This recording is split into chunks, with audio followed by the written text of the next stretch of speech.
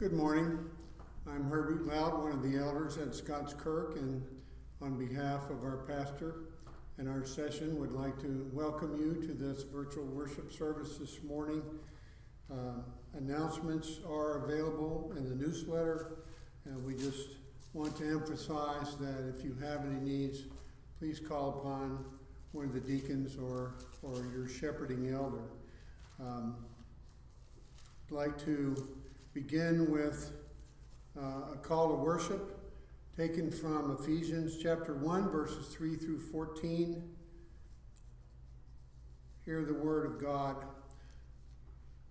Blessed be the God and Father of our Lord Jesus Christ, who has blessed us in Christ with every spiritual blessing in the heavenly places, even as he chose us in him before the foundation of the world, that we should be holy and blameless before him. In love he predestined us for adoption through Jesus Christ, according to the purpose of his will, to the praise of his glorious grace, which he has blessed us in the Beloved. In him we have redemption through his blood, the forgiveness of our trespasses, according to the riches of his grace, which he lavished upon us in all wisdom and insight, making known to us the mystery of his will, according to his purpose, which he set forth in Christ, as a plan for the fullness of time, to unite all things in him, things in heaven and things on earth. In him we have obtained an inheritance, having been predestined according to the purpose of him who works all things according to the counsel of his will, so that we who were the first to hope in Christ might be to the praise of his glory. In him you also, when you heard the word of truth, the gospel of your salvation, and believed in him, were sealed with the promised Holy Spirit, who is the guarantee of our inheritance until we acquire possession of it, to the praise of his glory. For we are here to worship our God and give praise to him, that he may receive all the glory. And we'd like to begin with hymn number 521 from the Trinity hymnal, My Hope is Built on Nothing Less.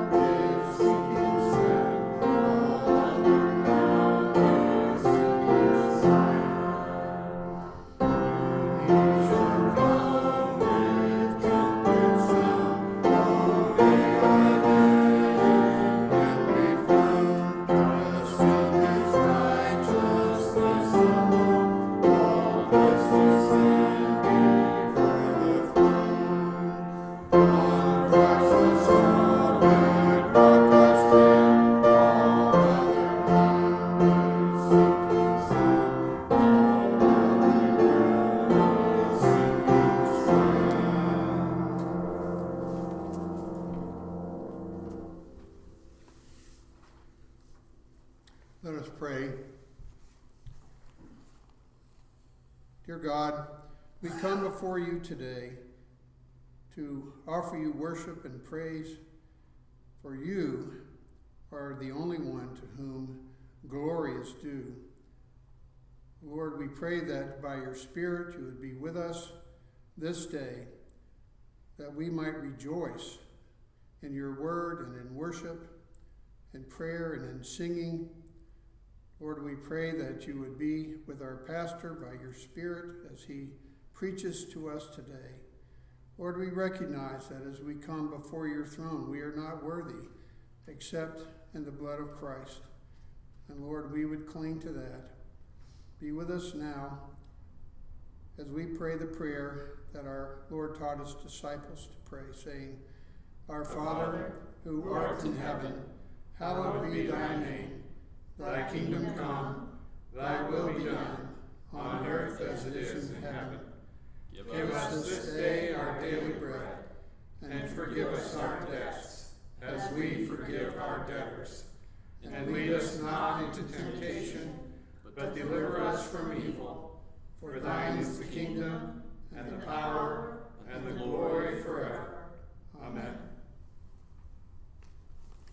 Our confession of faith this morning is taken from the Westminster Confession of Faith in chapter 7, and the words are printed in the bulletin that is available to you online. All those that are justified, God vouchsafeth in and for his only Son, Jesus Christ, to make partakers of the grace of adoption, by which they are taken into the number, and enjoy the liberties and privileges of the children of God, have his name put upon them, receive the spirit of adoption, have access to the throne of grace with boldness, are enabled to cry, Abba, Father, are pitied, protected, provided for, and chastened by him as by a father, yet never cast off, but sealed to the day of redemption, and inherit the promises as heirs of everlasting salvation. Our scripture reading this morning is taken from 1 Peter chapter 2 and verses 1 through 12. 1 Peter 2 verses 1 through 12. So put away all malice and all deceit and hypocrisy and envy and all slander.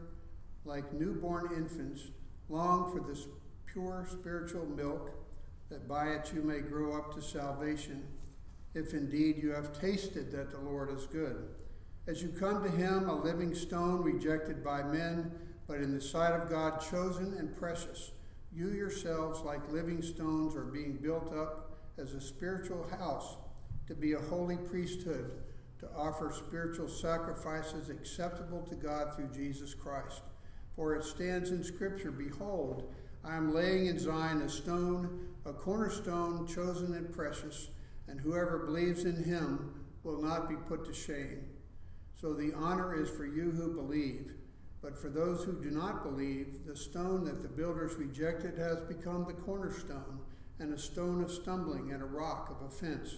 They stumble because they disobey the word as they were destined to do. But you are a chosen race, a royal priesthood, a holy nation, a people for his own possession, that you may proclaim the excellencies of him who called you out of darkness into his marvelous light. Once you were not a people, but now you are God's people. Once you had not received mercy, but now you have received mercy. Beloved, I urge you as sojourners and exiles to abstain from the passions of the flesh, which wage war against your soul. Keep your conduct among the Gentiles honorable, so that when they speak against you as evildoers, they may see your good deeds and glorify God on the day of visitation. The word of the Lord.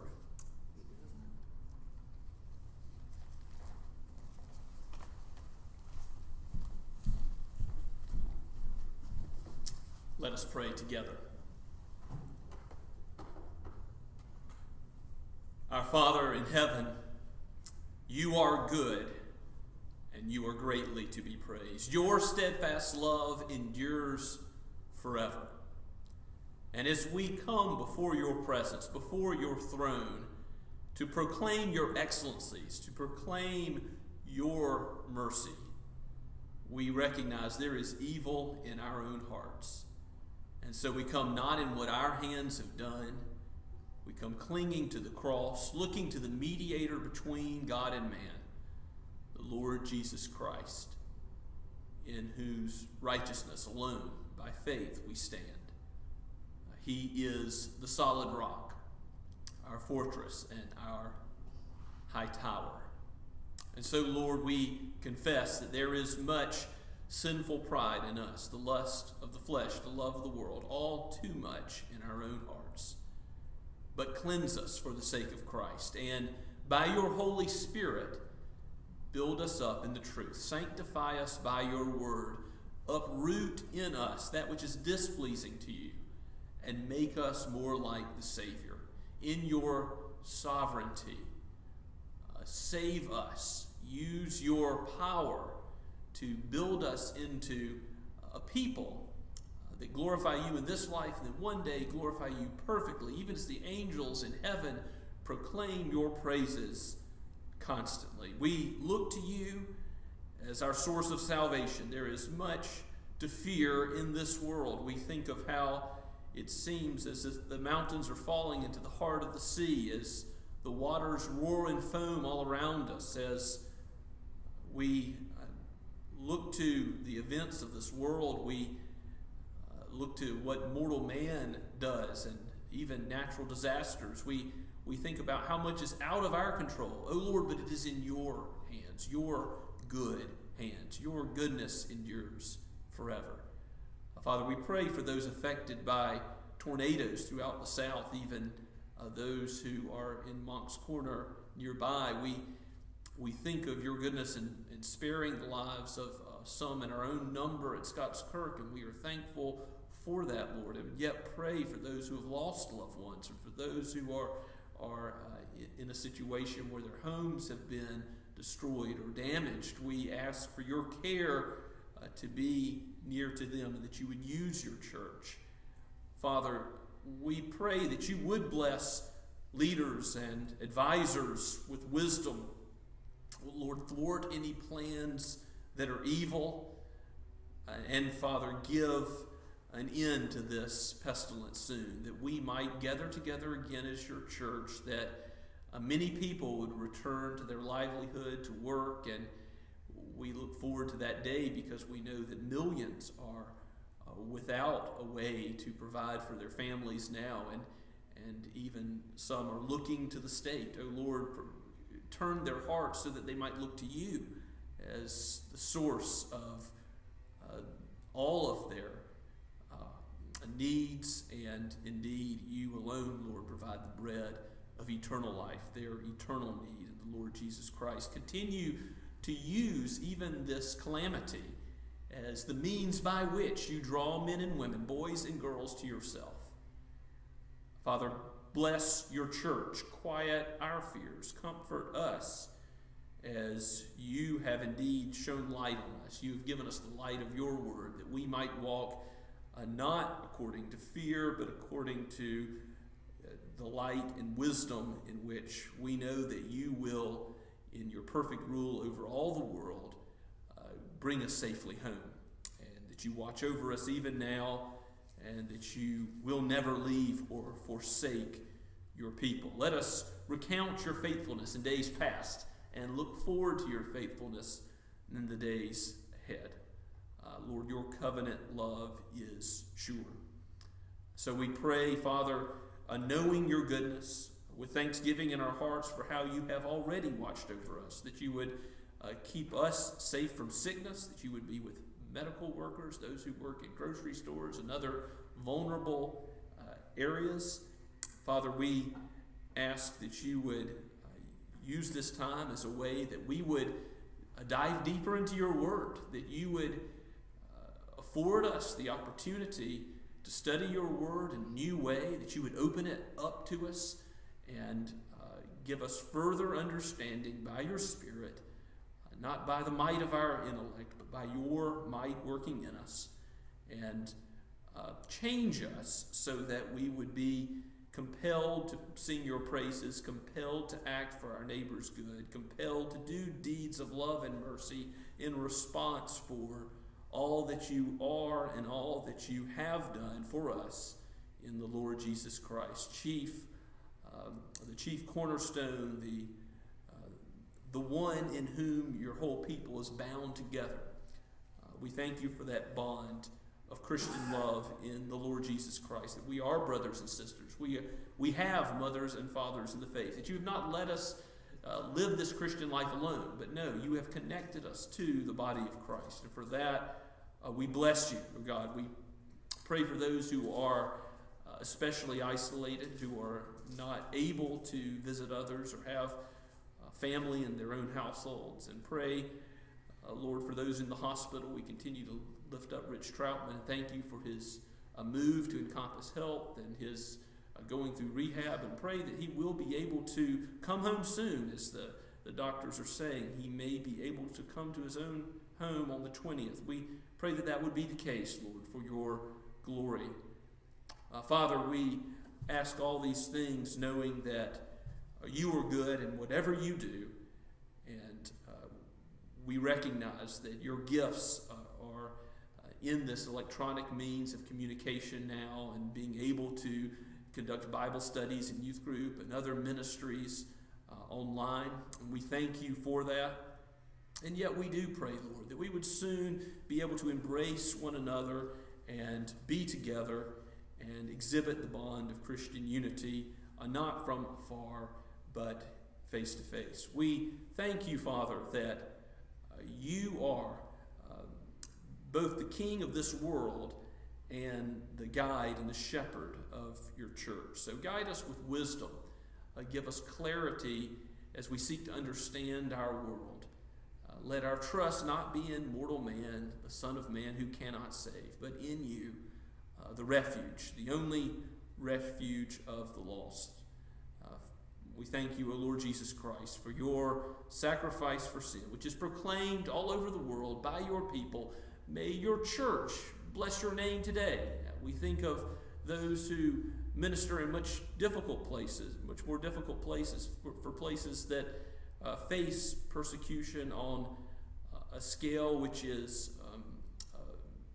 to the extent that they must always meet in their houses. We think of the church which is persecuted in China, and we think of our brothers and sisters who are in a more strict lockdown in other European countries, and ask that your light of your presence would particularly be made known to them, and that you would bless our own city, that you would bless Summerville with a revival and a return to you, a casting off of sin, a repentance that casts off sin for the Savior, the Lord Jesus Christ, the one Lamb of God, the one who is alone the way, the truth, and the life, the gate to enter into your presence. And so, Lord, we lift up all of these prayers in his holy and mighty name. In Jesus' name we pray. Amen.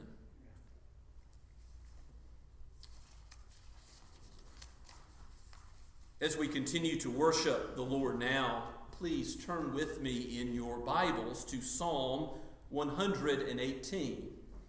Thought I would stay in the Psalter a little while longer. We've looked at several psalms which have to do with Christ ruling sovereignly as king over the world, and therefore why we are to praise and thank him.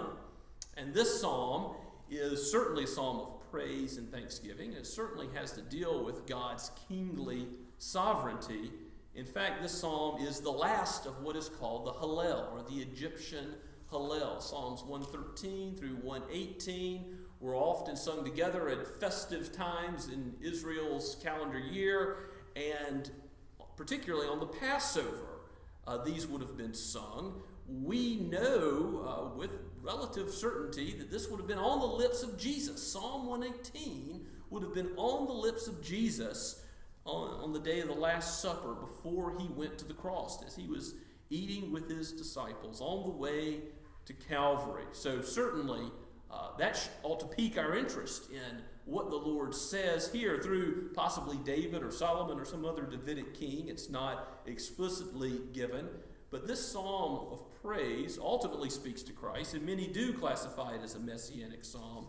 And we know that Jesus himself sang it, and we'll see the importance of that as we get to particularly the end of the psalm. But it's a wonderful psalm that ought to be near to all of our hearts and prepares us to worship God in any time, but particularly in a time of trouble.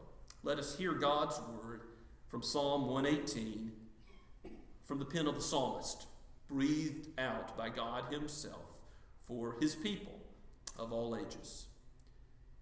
Oh, give thanks to the Lord, for he is good, and his steadfast love endures forever. Let Israel say, his steadfast love endures forever. Let the house of Aaron say, his steadfast love endures forever. Let those who fear the Lord say, his steadfast love endures forever. Out of my distress I called on the Lord. The Lord answered me and set me free. The Lord is on my side. I will not fear. What can man do to me? The Lord is on my side as my helper. I shall look in triumph on those who hate me. It is better to take refuge in the Lord than to trust in man. It is better to take refuge in the Lord than to trust in princes. All nations surrounded me, and in the name of the Lord I cut them off. They surrounded me on every side. In the name of the Lord I cut them off. They surrounded me like bees. They went out like a fire among thorns. In the name of the Lord, I cut them off. I pushed hard so that I was falling, but the Lord helped me. The Lord is my strength and my song. He has become my salvation. Glad songs of salvation are in the tents of the righteous. The right hand of the Lord does valiantly. The right hand of the Lord exalts. The right hand of the Lord does valiantly. I shall not die, but I shall live, and recount the deeds of the Lord. The Lord has disciplined me severely, but he has not given me over to death. Open to me the gates of the righteous, that I may enter through them and give thanks to the Lord. This is the gate of the Lord. The righteous shall enter through it. I thank you that you have answered me and become my salvation. The stone that the builders rejected has become the cornerstone. This is the Lord's doing. It is marvelous in our eyes. This is the day that the Lord has made. Let us rejoice and be glad in it. Save us, we pray, O Lord. O Lord, we pray, give us success. Blessed is he who comes in the name of the Lord. We bless you from the house of the Lord. The Lord is God, and he has made his light to shine upon us. Bind the festal sacrifice with cords up to the horns of the altar. You are my God, and I will give thanks to you. You are my God. I will extol you. Oh, give thanks to the Lord, for he is good, for his steadfast love endures forever. Let us pray together. Oh God, show us the beauty of your Son, the Lord Jesus Christ. Help me to preach, Lord, as a dying man to dying men. And I ask that you would help us all in our distress to cry out to you. For you alone, O Lord, are good, and your mercy endures forever. We pray this in the name of the Lord Jesus. Amen.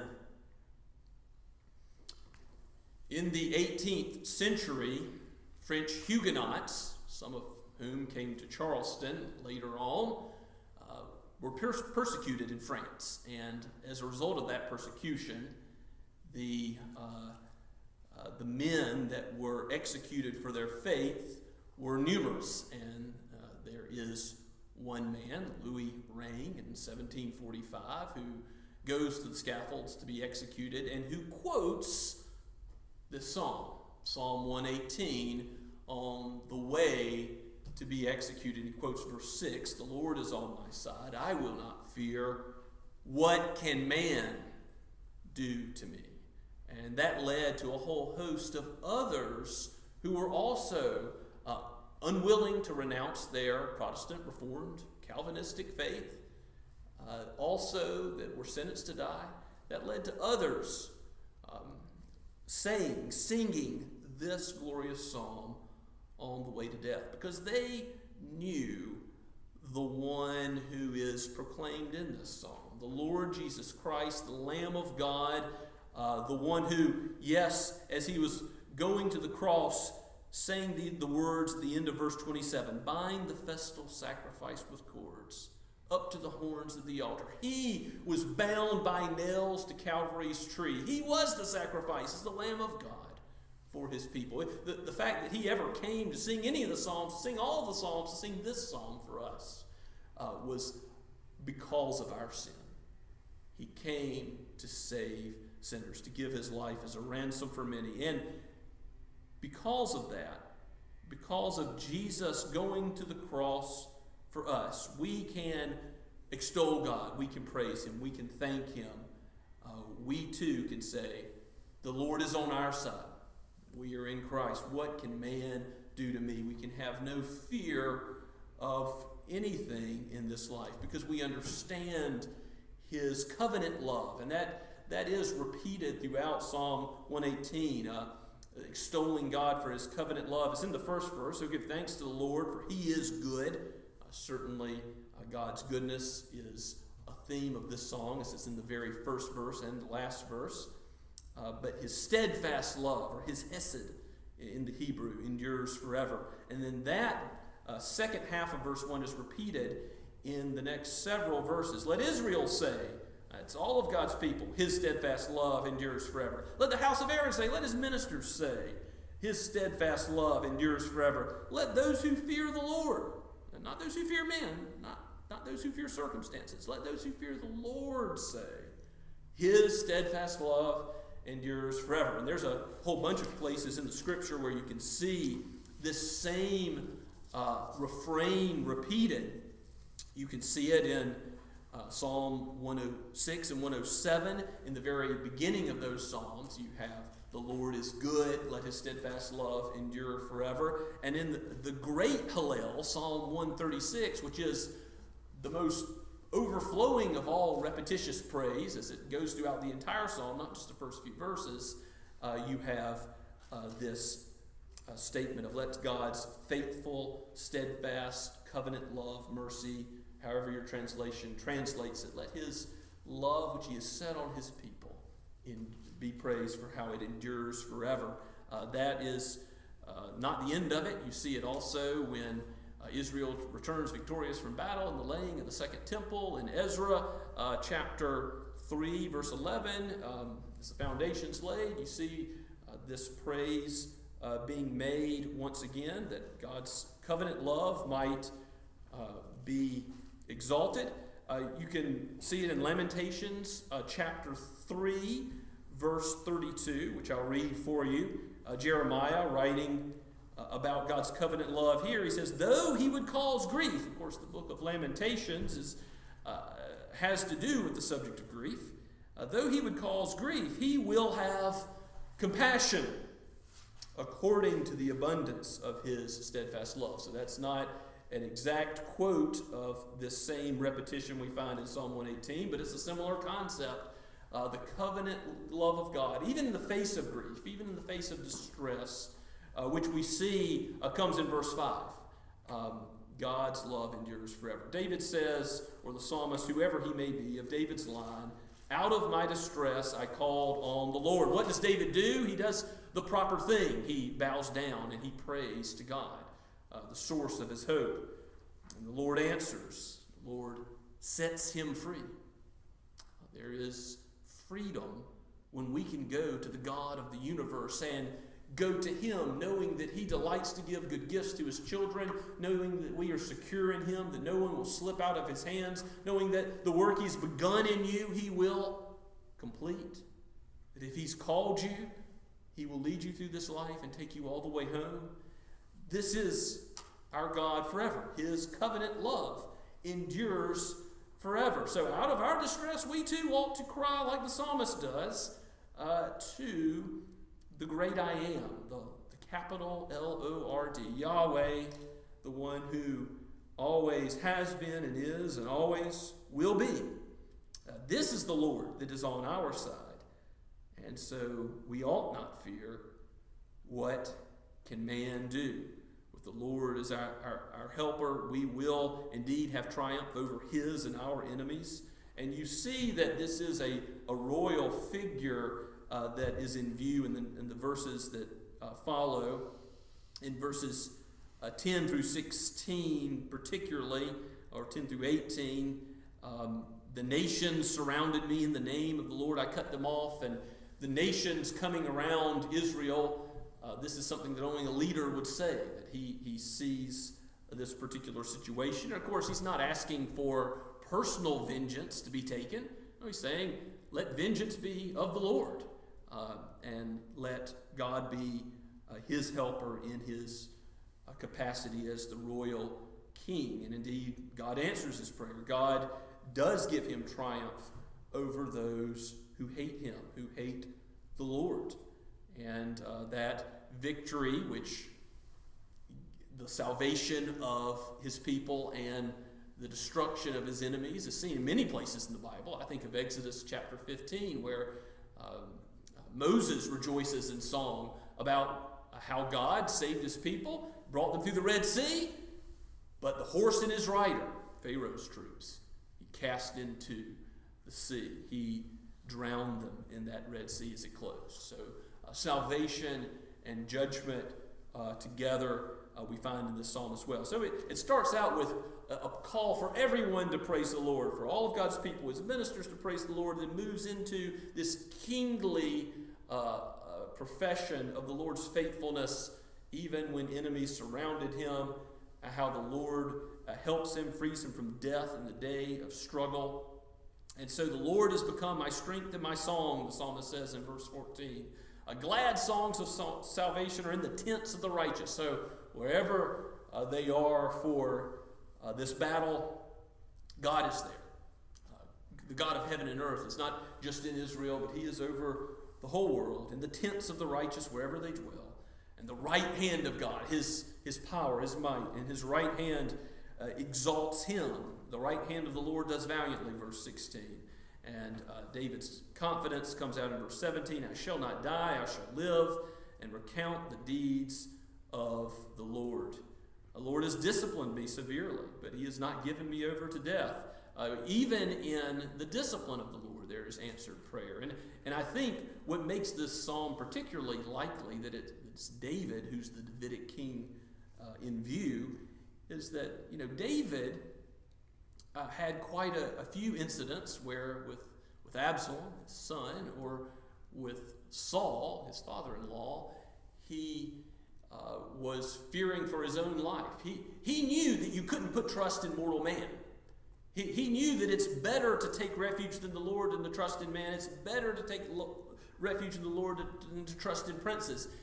He had these type of problems in his life more than once, but he is the king, as a relatively good king in all of Scripture. He still says it's better to take refuge in God than in some mortal man, because what will any earthly king do? He will fail you. David remembers as he writes his own confession of sin in places like Psalm 32 and Psalm 51. David remembers his own sin, his adultery, his murder that he's committed.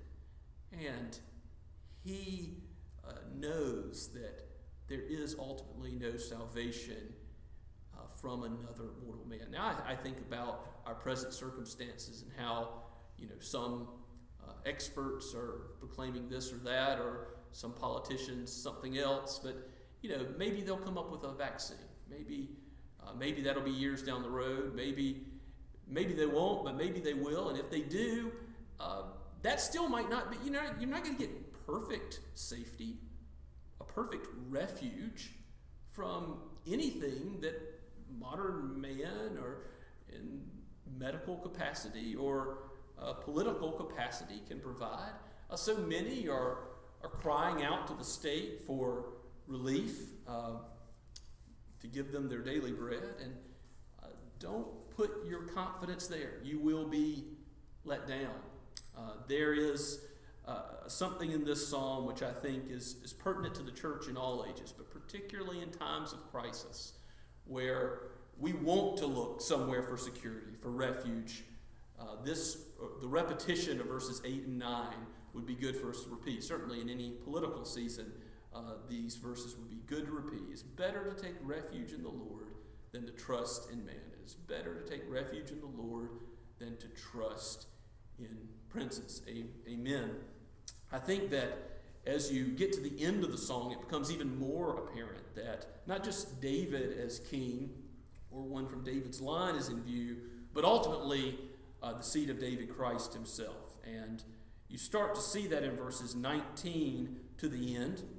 In verse 19, where it is written, "Open to me the gates of righteousness." Well, how will you ascend to the Lord's holy hill? How will you enter his temple? We've already looked at this, have we not, in Psalm 24, and you'll see there's a similarity to Psalm 24 in this section. How may we enter through the Lord's gates and give thanks to him? This is the gate of the Lord, verse 20, that the righteous shall enter through it. I thank you that you have answered me and become my salvation. Just as Jonah says, salvation is of the Lord. It's not of the king. It's not of any Israelite.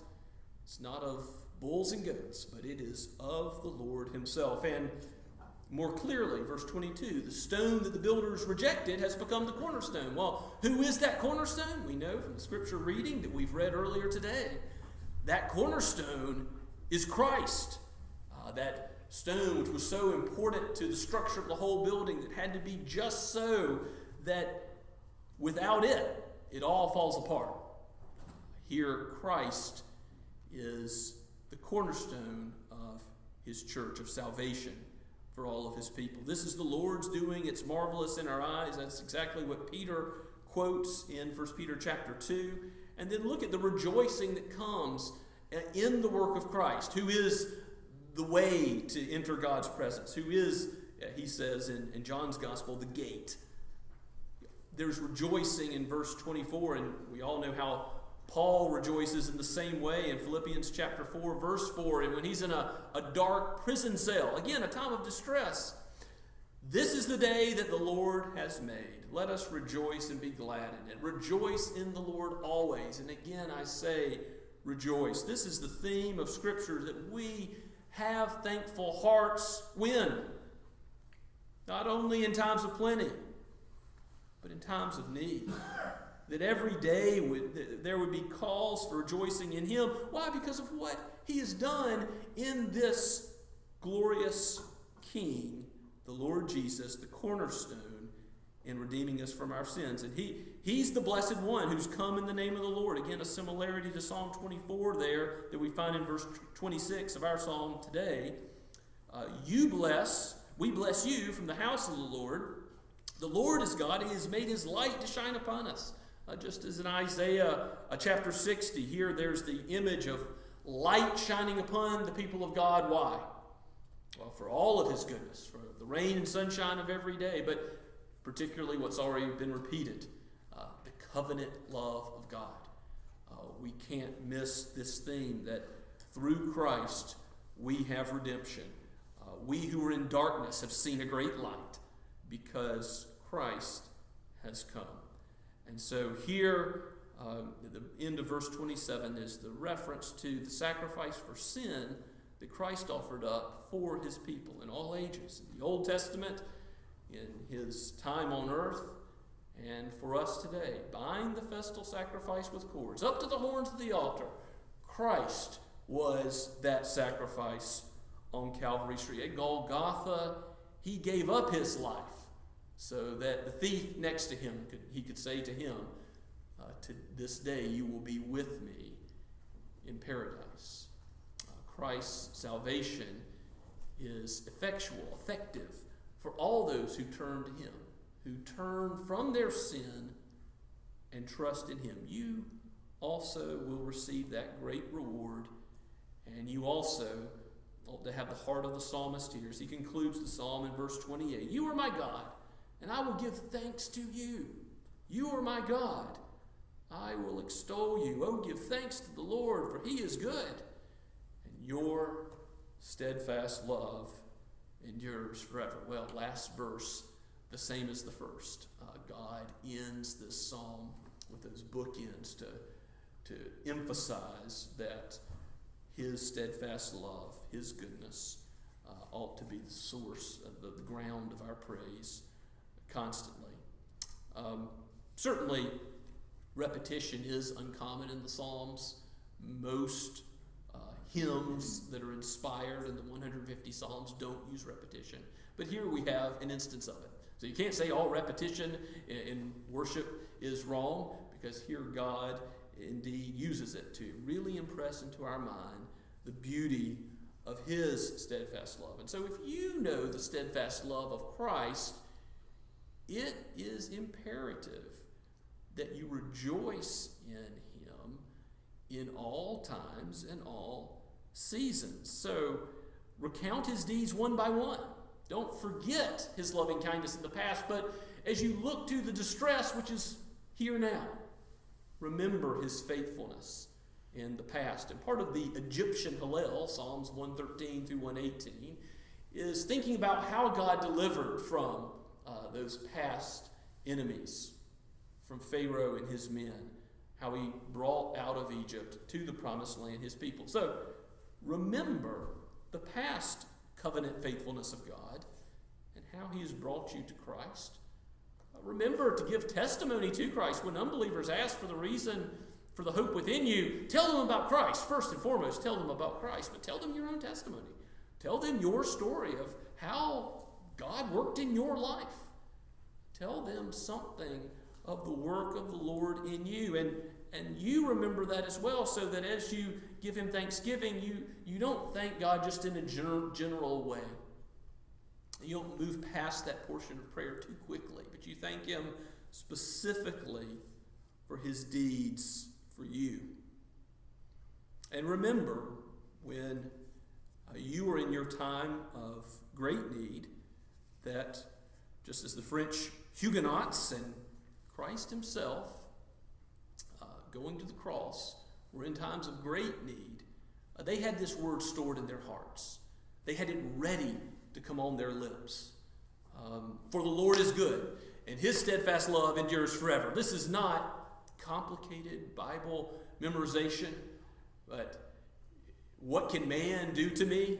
We have a mighty fortress in our God, that these verses would be impressed on our hearts, so that when it does seem like the mountains are falling into the heart of the sea, when the waters roar and foam, we will know that our God, yes, is a mighty fortress, a better refuge than any other refuge this world can offer.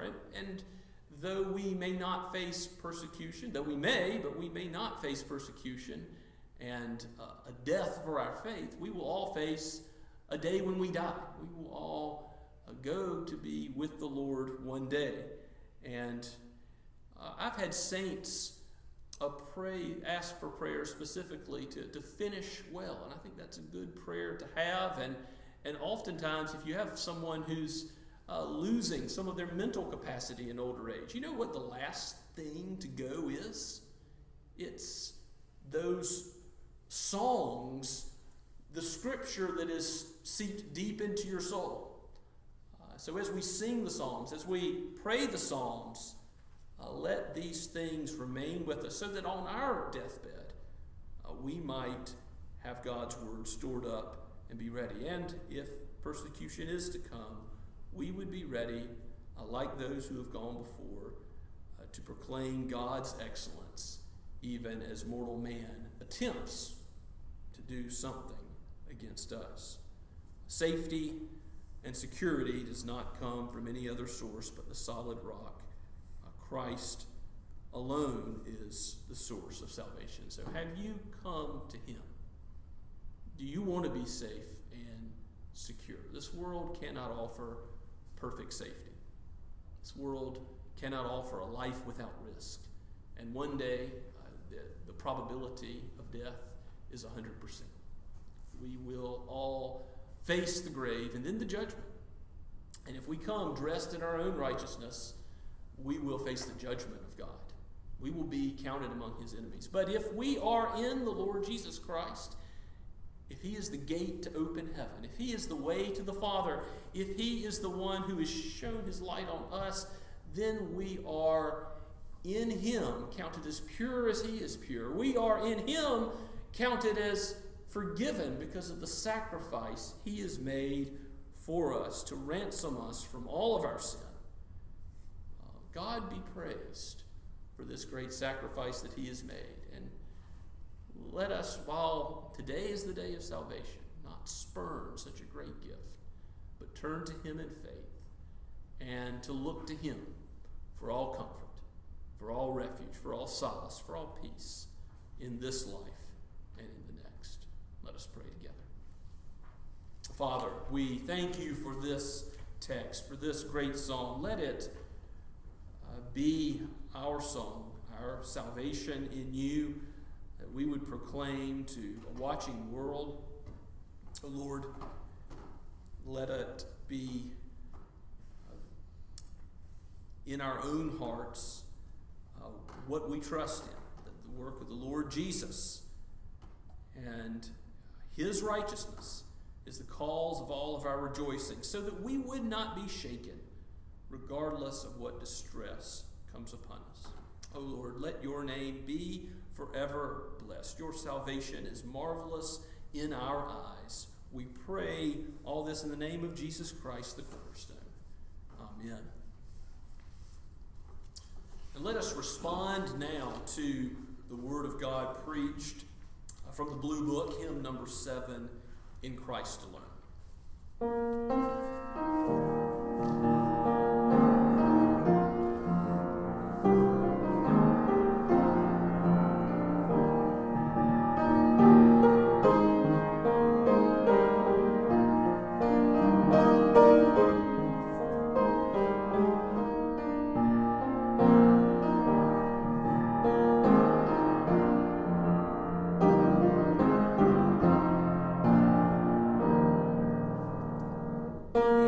Cross.